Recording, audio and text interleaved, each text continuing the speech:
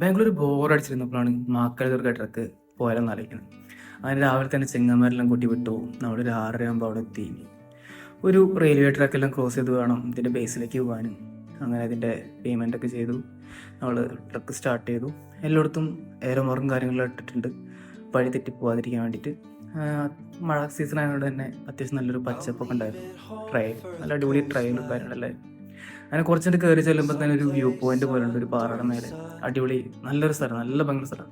ബാക്കിലെ ബാക്ക് വാട്ടറും ബാക്കിയുള്ള മലതരങ്ങളും എല്ലാം കാണാൻ അവിടെ വന്നു കഴിഞ്ഞാൽ അത് കൂടാതെ ഒരു രക്ഷയില്ലാത്ത കാറ്റും, ഭയങ്കര കാറ്റോടും ഭയങ്കര കാറ്റ്. അങ്ങനെ അവിടെ നിൽക്കാൻ തോന്നും കുറച്ച് നേരം ആ കാറ്റത്ത്. അങ്ങനെ കുറച്ച് നേരം നമ്മളവിടെ നിന്നു മേലോട്ട് കയറാൻ തുടങ്ങി.